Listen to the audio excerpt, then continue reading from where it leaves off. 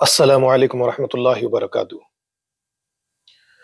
نحمده ونصلی علی رسولہ الکریم، اما بعد، اعوذ باللہ السمیع العلیم من الشیطان الرجیم، بسم اللہ الرحمن الرحیم۔ یا ایہا الذین آمنوا قوا انفسکم واہلیکم نارا وقودها الناس والحجارہ۔ آج آپ حضرات کے سامنے بچوں کی تعلیم اور تربیت کے لیے ہم اسکول اور کالج کا انتخاب کس طرح کریں، اس موضوع پر کچھ اہم باتوں کو آپ کی خدمت میں پیش کرنے کی کوشش کروں گا، کیونکہ عنقریب اسکول اور کالج سٹارٹ ہونے والے ہیں، لہٰذا والدین کے سامنے ایک بہت بڑا مسئلہ ہے کہ یہ بچوں کے لیے کس اسکول کا انتخاب کرے یا کس کالج کا انتخاب کرے۔ چند باتیں میں آپ کے سامنے پیش کرنے کی پہلے کوشش کروں گا۔ بچے کی پہلی درسگاہ یعنی اس کا اسکول گھر ہوتا ہے، اس کے والدین اس کے رشتہ دار ہوتے ہیں، اس کے بعد مدرسہ یعنی اسکول کا نمبر آتا ہے، گھر میں صرف زمین تیار ہوتی ہے اور تقوم ریزی اسکول میں آ کر ہوتی ہے۔ جس طرح زمین تیار کرنے میں سخت توجہ کی ضرورت ہوتی ہے، اسی طرح بچوں کی تعلیم و تربیت کے لیے حساس والدین اور معلم کی بھی ضرورت ہوتی ہے۔ ایک اچھے معاشرے کی تخلیق کے لیے، ایک اچھی سوسائٹی کی تخلیق کے لیے بچے ہی قوم کا اہم سرمایہ خزانہ ہوتے ہیں۔ انہی کے کاندھوں پر آنے والے دنوں میں قوم ملک کی عمارتیں کھڑی ہوتی ہے، لہٰذا اس خزانے کی حفاظت استاد ٹیچر کے ذریعے ہی ہوتی ہے۔ استاد ہی ان بچوں کو بہترین معمار بنا سکتا ہے۔ تعلیم و تربیت کا اصلی وقت بچپن ہے، اس لیے کہ اس وقت بچے کا مزاج ایک غیر متشکل مادہ ہوتا ہے، جس کا اچھے یا برے قالب میں ڈھالنا مربی کے اختیار میں ہوتا ہے۔ اس لیے جو قومیں زندہ رہنا چاہتی ہیں یا اس وقت زندہ ہیں اور آئندہ بھی زندہ رہنا چاہتی ہیں، وہ ان معصوم بچوں کی تعلیم و تربیت غور و فکر اور کامل اہتمام پرواہ کے ساتھ کرتی ہے۔ صحیح تعلیم و تربیت کیا ہے، اس کا جاننا ہر والدین کے لیے بے انتہا ضروری ہے۔ تعلیم و تربیت سے مراد صرف یہ نہیں ہے کہ بچے کتابوں کو پڑھ لے اور سند حاصل کر لے، ایگزامز دے کر کامیابی حاصل کر لے، صرف یہ نہیں ہے۔ صحیح تعلیم و تربیت وہ ہے جس میں اخلاق، دماغ اور جسم تینوں کی پرورش، تینوں کا ترقی کرنا پیش نظر ہو۔ جس طرح دنیا میں زندہ رہنے کے لیے خوب معلومات کی ضرورت ہے، فکر و خیالات میں روشنی کی ضرورت ہے، اسی طرح بلکہ اس سے کئی زیادہ بچوں میں اخلاق کی ضرورت ہے۔ نظر میں اونچائی، بات چیت میں سچائی، نیتوں میں اخلاص، عمل میں ایثار، دل میں شجاعت، بڑوں کا ادب، چھوٹوں سے محبت، حرام و حلال کی تمیز، والدین کے حقوق اور ساتھ جسم میں صحت و قوت کی بھی ضرورت ہے۔ جو نظام تعلیم و تربیت ان صفات کے لوگوں کو پیدا کرنے میں کامیاب نہ ہو، وہ نہ صرف ناقص بیکار ہے، یعنی جو اسکول کالج ان صفات کے لوگوں کو، بچوں کو پیدا کرنے میں کامیاب نہ ہو، وہ نہ صرف ناقص بیکار ہے بلکہ ہمارے لیے ایک داخلی خطرہ ہے، جو قومی حیات کے لیے تمام خارجی خطرات، دشمنوں سے کئی زیادہ نقصان دہ ہے، کیونکہ ناقص تعلیم و تربیت قومی زندگی کی بنیاد کو کھوکھلا کر دیتی ہے، اور جب کسی عمارت کی بنیادیں اندر سے خالی ہو جائے تو پھر اس کا انجام آپ کو معلوم ہے۔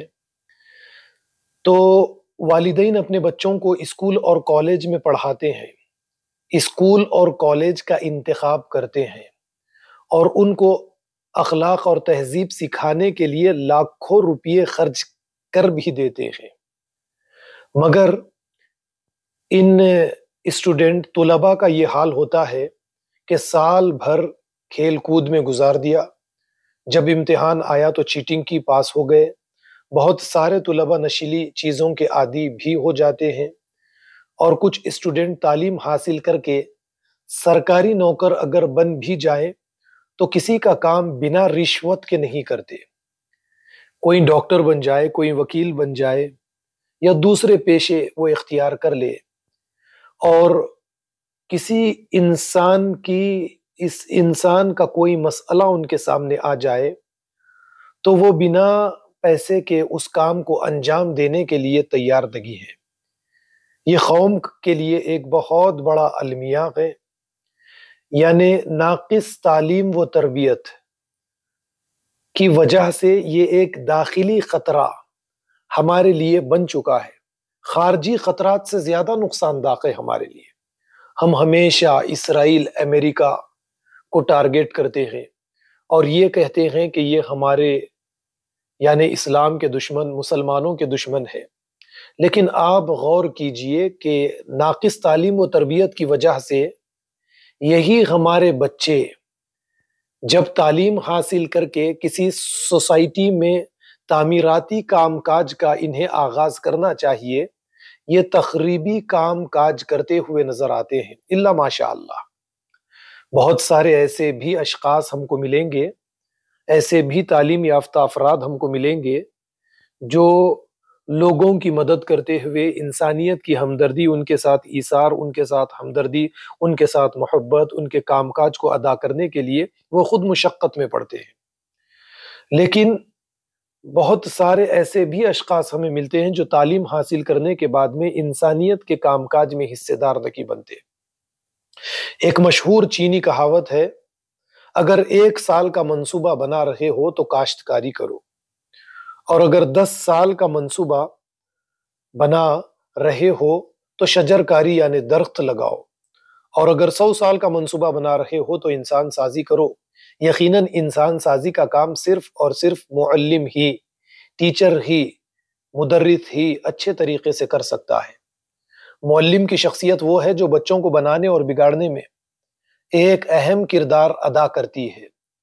ٹیچر کی شخصیت وہ ہے جو بچوں کو بنانے اور بگاڑنے میں ایک اہم کردار ادا کرتی ہے۔ لیکن ہم ٹیچرز پر نظر رکھنے کے بجائے بچوں کو کسی کالج یا اسکول میں جب ایڈمیشنز کروانے کے لیے جاتے ہیں تو اسکول کی خوبصورت اور قیمتی عمارت، عالی شان عمارت کو دیکھتے ہیں اور اس کے درس و تدریس کے سامان کی کثرت کو دیکھتے ہیں، اور اسکول کا فرنیچر دیکھتے ہیں کہ کتنا عالی شان ہے، کتنا خوبصورت ہے۔ یہ سب رہے کسی اسکول کی یا کالج کی عمارت خوبصورت رہے، عالی شان رہے، بڑی قیمتی رہے، اور اس اسکول یا کالج میں درس و تدریس کے سامان کی کثرت رہے، اس کا فرنیچر کتنا ہی خوبصورت، کتنا ہی قیمتی کیوں نہ رہے، یا پھر اس کے یعنی اسکول یا کالج کے نصاب میں اخلاقی کتابوں کو داخل کر لیا جائے یا لیکچر روم میں اخلاقی تقریریں کہی جائے، یہ اس وقت تک مفید نہیں ہو سکتی جب تک کہ خود مدرس، ٹیچر کی شخصیت با اخلاق نہ ہو۔ اسی چیز کو مد نظر رکھے، اسی چیز کو سب سے پہلا مقام دے کہ ٹیچر کی شخصیت با اخلاق جب تک نہ ہوگی، اسکول کی کتابوں کی تصویریں، تقریریں با اخلاق ہو مگر یہ سب مردہ ہے۔ مگر مدرس ایک زندہ معلم ہے، مدرس ہے، اور یہ ظاہر ہے کہ ایک انسان پر جو زندہ معلم کا اثر ہوتا ہے وہ مردہ معلم کا ہرگز نہیں ہو سکتا۔ جو قومیں آج دنیا میں ترقی یافتہ ہے، ان قوموں کی ترقی میں حساس مدرسین، ٹیچرز کا بڑا دخل ہے۔ اگر مدرس کی حقیقی زندگی میں اخلاقی سبق نہیں، دینی سبق نہیں، تو محض اسکول کی نصابی کتابوں اور اس کی شاندار عمارت سے اخلاقی تربیت کی امید، دینی تعلیم کی امید غلط امید ہے۔ ذرا غور کیجئے، آج اسکول میں ٹیچرز کا انتخاب کس طرح سے کیا جا رہا ہے، خاص کر ہمارے مسلم اسکولز میں یا ہمارے اپنے اولڈ سٹی میں، ہمارے اپنے حیدرآباد میں، یعنی ٹیچرز کا انتخاب کس طرح سے کیا جا رہا ہے۔ ایسے ٹیچرز کا انتخاب کیا جا رہا ہے جسے کہیں نوکری نہیں مل پا رہی تھی، یا جو گھریلو ٹینشن سے بیزار ہو کر کسی اسکول کا رخ کرتا ہے یا کرتی ہے۔ کم سے کم تنخواہ پر ان کو رکھا جاتا ہے، کم سے کم سیلری پر ان کو رکھا جاتا ہے۔ یہ ٹیچرز خود دماغی، نفسیاتی، اخلاقی مریض ہوا کرتے ہیں۔ وہ ہمارے بچوں میں اعلیٰ صفات، مکارم اخلاق کس طرح پیدا کریں گے، یہ بتائیے، ذرا غور کیجئے۔ آج ہم دنیا میں ہر چیز کا انتخاب کرتے ہیں۔ اگر بازار سے ایک سیب لینا ہو، ایک ٹماٹر خریدنا ہو، تو دیکھتے ہیں کہ بڑا ہو، لال ہو، پکا ہو، کچا نہ ہو، خوشنما ہو، اس کی خوشبو اچھی ہو۔ دکاندار جو ہمیں میوہ دے دے یا ترکاری دے دے، ہم نہیں لیتے، ہم انتخاب کرتے ہیں۔ انتخاب کیا جاتا ہے، جو قابل ہے اسے لے لیا جاتا ہے، اور جو قابل نہیں اسے چھوڑ دیا جاتا ہے۔ ٹھیک اسی طرح اسکولز، کالجز اور دینی مدارس میں بھی مدرسین کا، ٹیچرز کا انتخاب ہونا چاہیے، کیونکہ قوم کی بنیاد انہی مدرسین کی صلاحیتوں سے رکھی جاتی ہے۔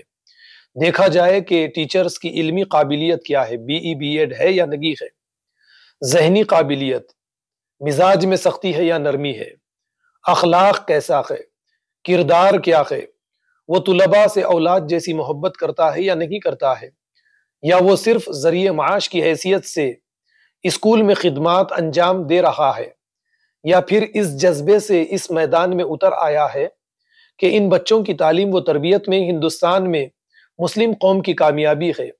اگر اس نیت سے اس میدان میں اتر آیا ہے تو ایسا مدرس، ایسا ٹیچر طلباء کی زندگیوں میں صالح انقلاب لاتا ہے، انہیں حسن اخلاق سے سجاتا ہے۔ ایسا استاد طلباء کی تعلیم و تربیت کا بنیادی پتھر ہوتا ہے۔ وہ ایک نظر میں بھانپ لیتا ہے کہ طالب علم ہیرا ہے یا پتھر ہے۔ اگر ہیرا ہے تو تاج میں جڑا دیتا ہے، اور اگر پتھر ہے تو عمارتوں میں لگا کر تاج محل یا لال قلعہ بنا دیتا ہے۔ ایسا استاد طلباء کی زندگیوں کے چراغ میں تیل بن کر جلتے رہتا ہے۔ مغربی ممالک کو اب میں آپ کے سامنے رکھوں گا کہ مغربی ممالک میں تعلیم و تربیت کے لیے اسکولز اور کالجز میں زبردست علمی اور اخلاقی شخصیات کو مدرسین کی حیثیت سے رکھا جاتا ہے، اور آگے ہمارے اپنے شہر حیدرآباد میں کیسی شخصیات کو مدرسین کی حیثیت سے اسکولز اور کالجز میں لیا جاتا ہے، ان باتوں کو آپ کے سامنے رکھوں گا۔ تو مغربی ممالک کو آپ اپنے سامنے رکھیے کہ مغربی ممالک میں جب حساس مدرسین کا انتخاب کیا جاتا ہے، ان کے اخلاق کو دیکھا جاتا ہے، ان کے مزاج کو دیکھا جاتا ہے، ان کے کردار کو دیکھا جاتا ہے، ان کی تعلیمی قابلیت کو دیکھا جاتا ہے، ان تمام چیزوں کو جب دیکھا جاتا ہے تو بچے مغربی ممالک کے نصابی کتابوں کی سطح سے آگے بڑھتے ہوئے اپنی جسمانی اور دماغی قوتوں کا استعمال کرتے ہیں، اور اس استعمال کے بعد میں نئی نئی چیزوں کو وجود میں لاتے چلے جاتے ہیں۔ اب آپ خود ذرا غور کیجئے، فضا میں سفر کرنے کے لیے ہوائی جہاز تیار کیا گیا، کس نے کیا؟ یہی مغربی ممالک کے بچوں نے کیا۔ گھوڑے، خچر، اونٹ کی سواریوں کی جگہ پیٹرول، ڈیزل سے چلنے والی گاڑیاں تیار کی گئی، لوہے کو مشینوں میں تبدیل کیا گیا، کچرے کو پلاسٹک سے بدلا گیا، پانی اور کچرے سے کرنٹ تیار کیا گیا، کاغذی خطوط کو فون اور موبائل سے بدل دیا گیا، وغیرہ وغیرہ۔ اس طرح کی بہت ساری مثالیں ہمارے سامنے ہیں۔ لیکن ہمارے بچے اسکولز اور کالجز میں تعلیم حاصل کرنے کے بعد نصابی کتابوں کی سطح سے کبھی آگے نہیں بڑھتے۔ ہمارے یہاں تعلیم سے مراد کتابوں کو طوطے کی طرح پڑھ لینا، طوطے کی طرح یاد کر لینا، امتحان دے لینا، سند لے لینا، انگریزی بول لینا، ایسا ہرگز نہیں ہونا چاہیے۔ جس تعلیم سے قوم نہ بن سکے، ایک اچھی سوسائٹی نہ بن سکے، ایک اچھا معاشرہ نہ بن سکے، وہ تعلیم کسی قدر کے لائق نہیں ہے۔ یعنی ہمارے تعلیم یافتہ بچے، اسکول سے تعلیم یافتہ، فارغ تعلیم یافتہ طلباء بچے، کالج سے فارغ تعلیم یافتہ بچے بچیاں یا خاص بچے جنہیں یہ نہیں معلوم ہے، آپ ذرا غور کیجئے، بچوں پر نظر ڈالیے کہ پان کھا کر کسی کی گاڑی کو لال نہیں کرے، لال نہ کرے، یا کسی کے گھر کی دیوار کو لال نہ کرے، اور پبلک پلیسز پر گندگی نہ ڈالے. یہ چیزیں وہ نہیں جانتے.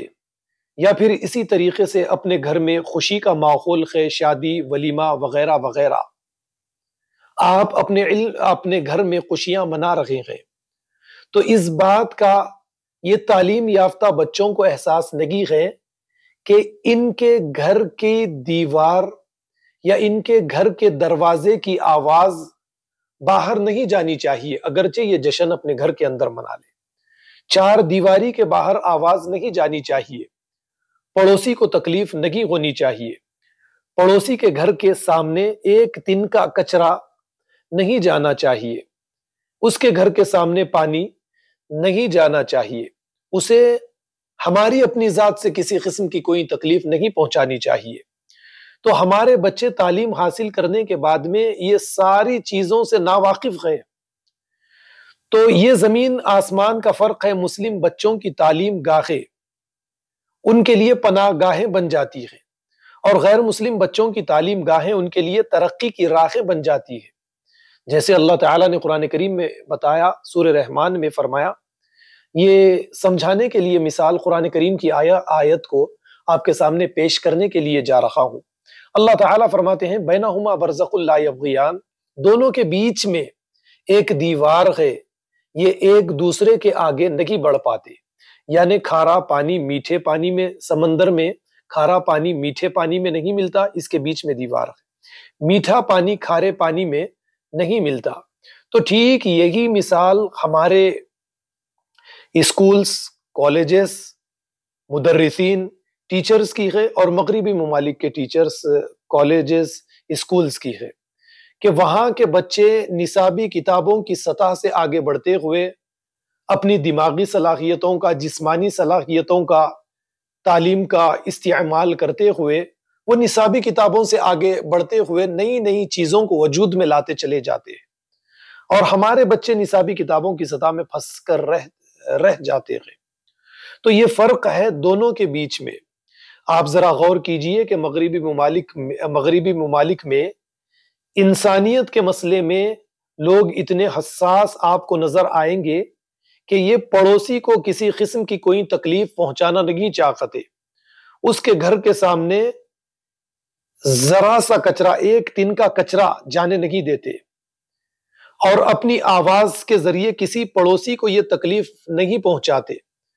حتیٰ کہ اگر ٹریفک زیادہ ہو جائے تو یہ ہارن بجا کے سامنے والوں کو تکلیف دینا بھی نہیں چاہتے. خلیجی ممالک کو بھی جو افراد جا کر آئے ہیں، وہاں پر نوکری وغیرہ کرتے ہیں، جو وہاں پر مقیم ہیں، وہ اچھی طرح سے جانتے ہیں کہ ہارن بجانا ان کے یہاں پر قانوناً جرم ہوتا ہے.